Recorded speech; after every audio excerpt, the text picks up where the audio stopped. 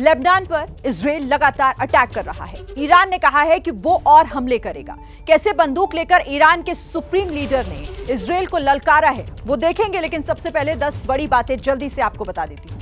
देखिए, हिजबुल्लाह का नया चीफ भी इजराइल के अटैक में मारा गया है। ये इस वक्त का सबसे बड़ा अपडेट है।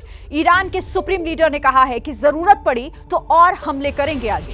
तेहरान की ग्रैंड मस्जिद में खामेनेई को सुनने के लिए हजारों लोग पहुंचे थे।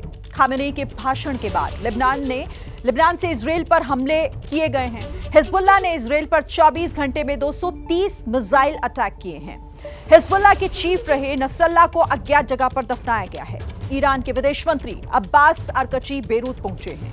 इजराइल की सेना ने हिजबुल्लाह के मिसाइल यूनिट चीफ को भी मार गिराया है। दक्षिणी लेबनान में इजराइल का ग्राउंड ऑपरेशन जारी है। हथियार जब्त किए गए हैं। लेबनान में हमले के बाद लोग लगातार देश छोड़कर भाग रहे हैं।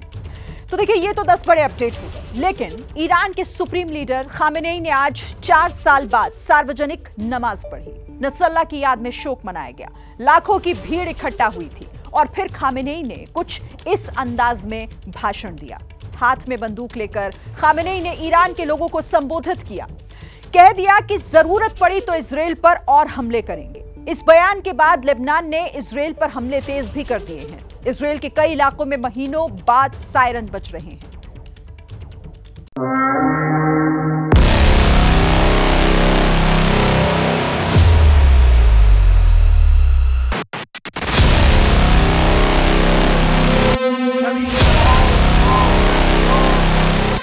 जुमे की नमाज के लिए ईरान की राजधानी तेहरान की सड़कों पर लाखों की भीड़ जुटी।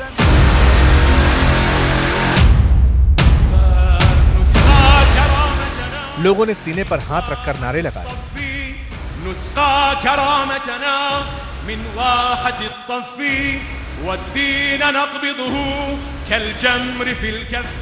बड़ी संख्या में महिलाएं भी पहुंची थी जो फिलिस्तीन का झंडा लहरा रही थी।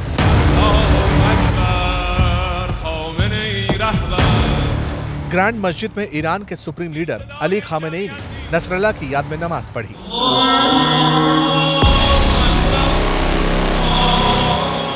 चार साल बाद खुद जुमे की नमाज को लीड किया और कह दिया कि ईरान ने इजराइल पर हमला करके सही किया। हम पीछे नहीं हटेंगे। मुसलमान एकजुट रहें। मुसलमानों में दरार डाली जा रही है। फिलिस्तीन, लेबनान, मिस्र और इराक का दुश्मन एक है। दुश्मनों के मंसूबे नाकाम होंगे। जरूरत पड़ी तो और हमले करेंगे।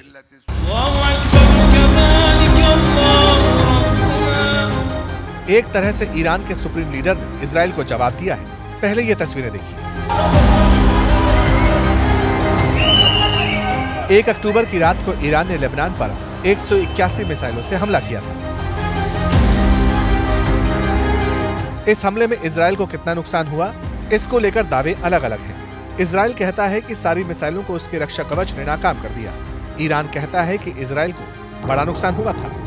हकीकत क्या है ये दुनिया के सामने नहीं है, लेकिन सच्चाई तो ये भी है कि इजराइल ने कहा था कि हम बदला लेंगे। इजराइल के पीएम बेंजामिन नेतन्याहू ने कहा था ईरान को इसकी कीमत चुकानी होगी। विदेश मंत्री काटिस ने कहा था ईरान को जवाब जरूर मिलेगा। ईरान के खिलाफ इजराइल ने जवाबी कार्रवाई नहीं की है, लेकिन ईरान को इसका डर सता रहा है।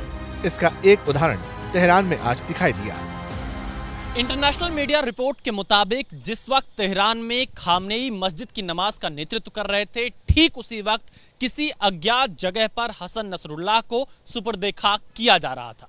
पहले इस बात की खबर सामने आई थी कि हसन नसरुल्लाह का जनाजा निकाला जाएगा, लेकिन इजराइल के हमले की आशंका को देखते हुए चुपचाप हसन नसरुल्लाह को किसी गुप्त जगह पर सुपुर्द खाक किया गया।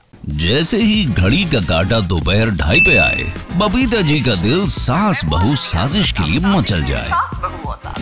और ये है इनकी बहू, पूरे दिन ऑफिस की टेंशन हो जाए गॉन जब ये करें अपना फेवरेट शो फ्री टाइम पे ऑन। इनकी तरह आप भी देखिए अपना फेवरेट शो अपने टाइम पर और डाउनलोड कीजिए एबीपी लाइव ऐप अपने स्मार्ट टीवी पर।